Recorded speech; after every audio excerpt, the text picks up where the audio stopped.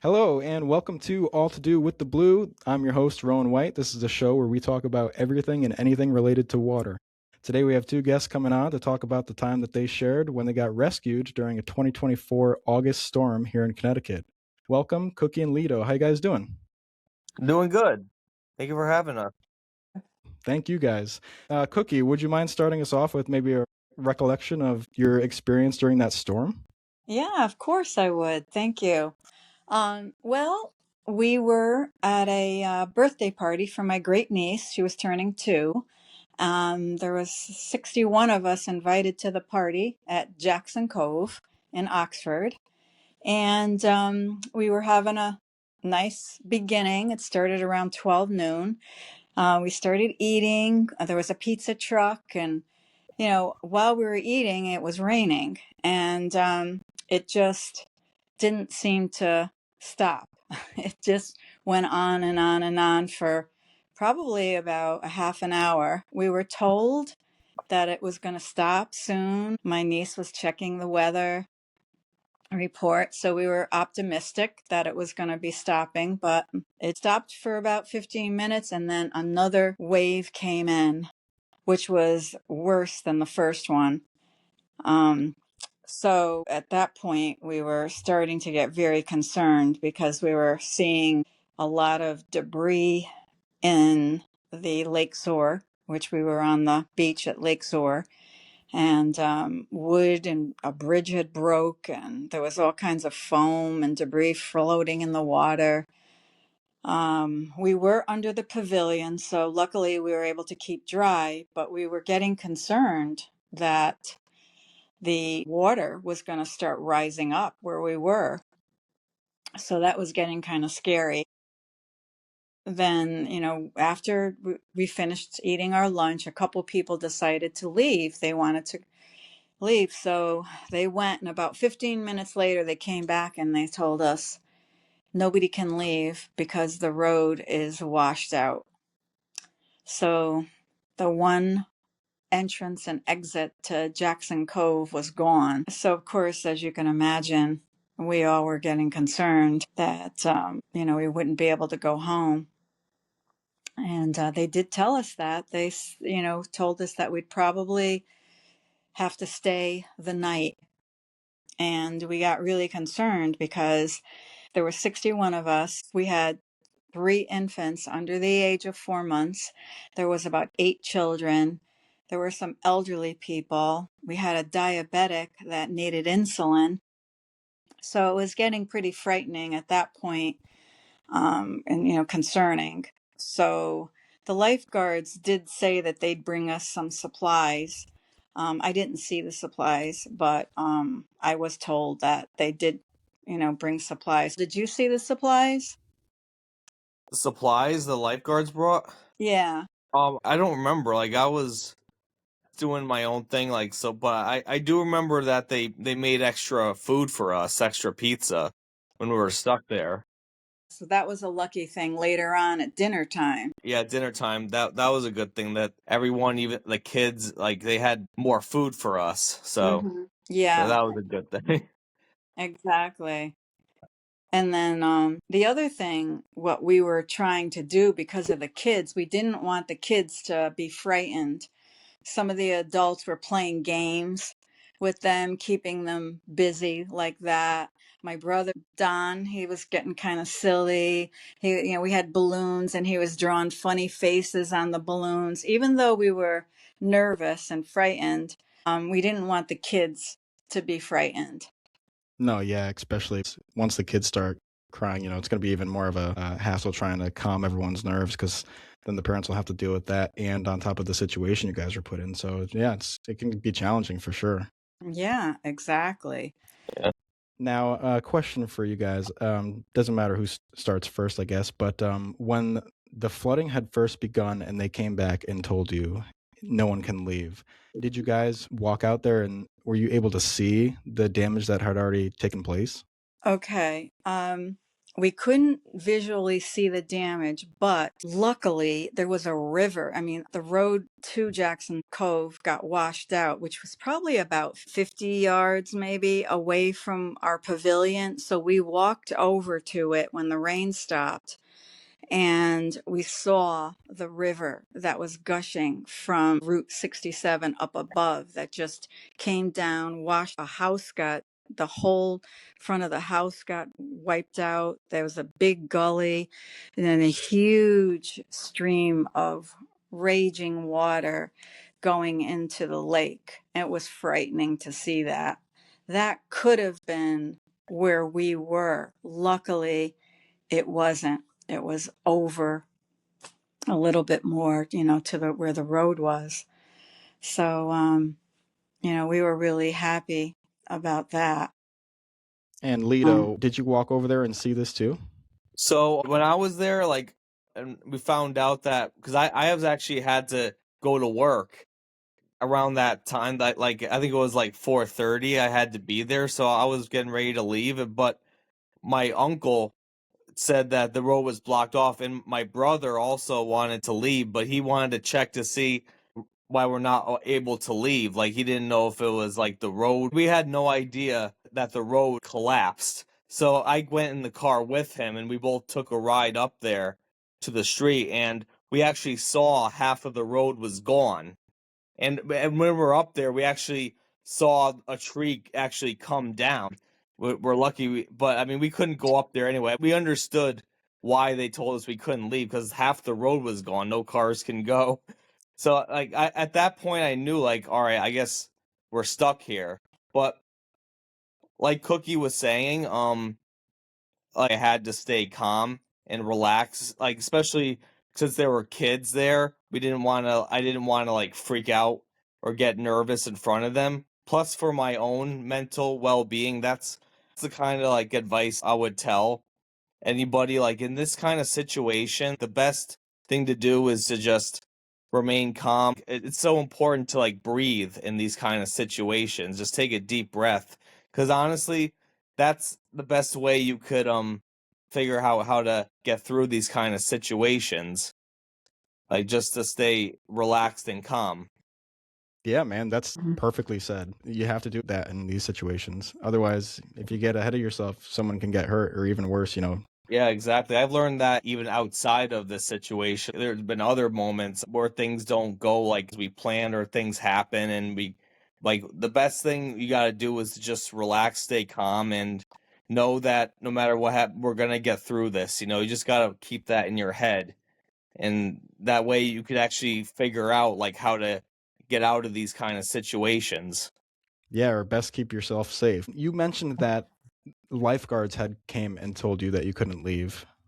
Do you know where they came from? Yeah, well, they're based at Jackson Cove because it is a beach. Oh, okay. Yeah, it is a beach, and they do have, when cars enter, they have those little huts that lifeguards might stay in, or, check your car to make sure you're a resident, because you have to be a resident in order to get into Jackson Cove. So they do check the cars as they come in, and they are lifeguards. So, Yeah, that makes sense. I was under the influence that it was just a strictly private party. I totally forgot that. yeah, no worry. Yeah. Okay, so then when you guys were told that you might have to be staying the night, what were you preparing for after that? Were you preparing to maybe have to sleep somewhere or find a place to lay your head? Yeah, well, it was getting dark at this point. We had eaten a little bit earlier because of the pizza truck. We were so fortunate that they were there. We had to gather blankets. We said, well, we're going to go to the cars. There was no lights. The pavilion lights were all out. The toilets didn't work, so it was pretty black. And so we went to our cars. Anybody that had extra blankets, we passed them out and settled in our cars, and we just waited and tried to fall asleep. And, well, probably about an hour later, it must have been, well, after 10 o'clock, maybe 10:30, my niece's husband got a message from the state police that the rescuers were here. So he went down to the water and he saw their flashlights. So we're like, oh my God, they're here tonight. So he went to all our cars, knocked on our windows, and said, we gotta leave. We're leaving tonight. And some people, a couple of people there, were so scared that they didn't even want to get out of the cars and go on the rafts because, it was dark. We didn't know what the water looked like. I mean, there was so much debris and wood. A bridge had broken loose, floating in the water. So it was scary, so we convinced the couple of people that were frightened and said, if we don't go with them tonight, they told us they can't come back in the morning. Oh, wow. Yeah, they wouldn't come back. Well, they came to us that night, we were told, because they had another rescue in Newtown, which wasn't too far from us, with about 30 people that were stranded. So they rescued them and they're like, well, we're here, so we might as well go to Jackson Cove tonight and rescue those people too. Yeah, so they were working all night. Yeah. Oh, yeah, they were tired. And all 61 then ended up leaving that night on the rafts. Yes, we did. They were very methodical. And the guys on the rafts were awesome. They were making us laugh. They were making jokes. They saw all the little kids and everything. And they like, oh, is there any birthday cake left? Yeah. Yeah, Fire that pizza truck back up. right, exactly. They're like, any food left, So, we were chuckling a little bit, which really made us feel more relieved that they were there. So they're like a search and rescue team. Yeah, shout out to Newtown because we just talked to them Yeah. recently. Okay.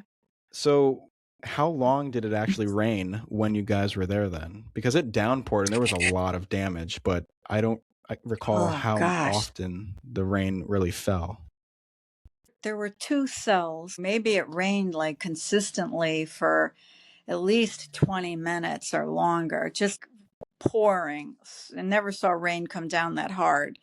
Then it stopped and we were optimistic that it was all over. And then the same identical, if not worse, rain came in probably for, again, it seems a lot longer than it is, but it just was so heavy that it was frightening. It rained from I'd say from 12 o'clock to maybe 2 o'clock? Yeah, it was about that long till like 2 o'clock. I remember working 2 jobs at the time. At my first job, I remember texting you, asking, is the party still going on? And you said, yeah, because it's under a pavilion. Because I knew how bad it was raining. Believe it or not, I actually on my way there, I got several flash flood warnings. And I still decided to go because I wanted to be there. I'm actually blessed, grateful that nothing happened on my way there. I actually made it to the party safely. That's another reason why I felt so calm, because I knew I was with my family and the people I love. So through the experience, that's another reason why I felt really calm. Because if I'm going to be stuck somewhere, at least I'm with my mom, my brother. Yeah, for sure. The people who are going to make you feel the most comfortable. Exactly, yeah. So were you driving there during the beginning of the rain? I was, yes. Wow. That's the thing.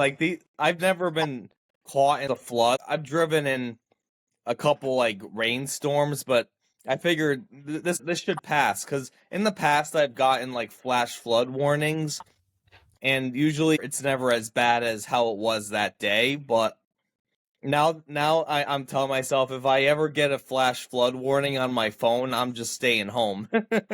Yeah, man. Learn life experience. That's sometimes you live and learn. That's life. Yeah. That's so true. How about your car being in the lot and not at home? Oh yeah, I'm glad you brought that up. That's why I'm thinking maybe it's a blessing too, that for my car, because with my stepmom, when I was home, her car, we park in the same part in front of the house and on the same street, and the whole time I was at the party, the flood was in our town too, Naugatuck, and The water actually rose up to the street and actually flooded her car. She was driving a gray Kia at the time, and her car was totaled because of the flood. If I didn't go to that party that day and I stayed home, I probably wouldn't have thought like maybe I should park further up the street. I would have just stayed there, and that was 6 months after I got that car. I just got that car at that time, and I would have lost it for good. And I'm still driving the car to this day, in 2026. Yeah, man, you lucked out. I could have lost it for good. That's surprising too, because I know that area in Naugatuck, and to even visualize it being flooded is absolutely crazy. Yeah, I know. Yeah. So how did everyone get their cars out eventually from the road being destroyed? Well, it actually took about a week in order to get all our cars out. We were just constantly checking in, saying, when is it going to be done? When is the road going to be done? We probably wouldn't have got it back that quickly, even though a week seemed like forever. The pizza truck had bookings. They had many, many bookings. So they were the ones, I think, that really had it speed along. They needed to get that pizza truck out to continue their business. Yeah, they're like, "Hey guys, we gotta get this moving on. We're losing money." Yeah, right. When we went back, we really got to see the true damage of it all. There were trees, down that they had to move. There was a house that was half gone. The whole front yard was a gully. It was a lot of devastation. A lot of devastation in that area. And for anyone who doesn't know, during this 2024 August storm, it destroyed a lot of roadways and bridges in multiple towns in Connecticut. That whole plaza, Ocean State Job Lot, they were closed for, I think, was it a year? Like, because they had to redo the store because it was so damaged from the flood. Other businesses in that plaza were destroyed too. There was a diner, I don't think, that family diner, I forget the name of it, but I don't think it ever reopened. Yeah, it's open Oh, now. it is? Okay. Oh yeah, that opened up too in a year. And there was a Hallmark store that never reopened. Actually, the diner took over the Hallmark store space too. So they're a larger diner, Route 67 it's called, Okay. diner. Yeah, all those stores, they were all destroyed. There was the liquor store, there was a nail salon, like you said. There was another restaurant. There was, Ocean State. Yeah, it was that whole Claritas shopping mall was destroyed. Another place that was destroyed was the miniature golf course. That was totally wiped off. Yeah, I think they're just now rebuilding it. Yeah, that was a mess too. I know people that were stuck in the grocery store, and I think it was Market 32. They couldn't get out because the whole parking lot was so flooded. I know Southbury had their parking lot. That was all flooded too. And Southbury people were just stuck. The whole area, a lot of Monroe, some of Monroe. But yeah, we managed to get on the rafts in the darkness, 4 or 5 of us at a time on a raft. And there was like 4 rafts. And what time did you guys end up actually getting back to your house? Oh gosh. Well, some people never got back that night because what happened was they dropped us off by raft by the boat on a beach in Newtown, and then they had buses come and pick us up, and people went to different places. We went to the Southbury Senior Center. And the Red Cross was awesome. As soon as we all walked in, we were tired. By this time it was really in the middle of the night. And they gave us waters. They had cots set up in the back. And thanks to Dan, my son, he has a state trooper, a very good friend of his, that was off duty that night. And he called him, and we were lucky. He's a good friend, and he came to pick up There was 5 of us in my group, and he said, "Oh, I can only take 4 of you." And so, I said to my son, "Dan," I said, "we're not leaving anybody Sorry, I behind." don't mean to interrupt, but I had to sit on my brother's lap at the time because no, I'm sorry. He sat on my lap because I was bigger than him at the time, so it was like, Yeah. I mean, Yes. like I said, like it was an experience. Yeah. Yeah. He had to figure out how to get us back because he couldn't go down to Route 67 to where we all lived. He had to go roundabout ways. I don't even know. It was probably, part of Route 84 he had to get on because some of us needed to get dropped off in different places. And we were so grateful to him to come pick us up so we didn't have to stay. But some people had to sleep there. They slept there all night and then, got people to come pick them up in the morning. And they slept at the senior center with the Red Cross?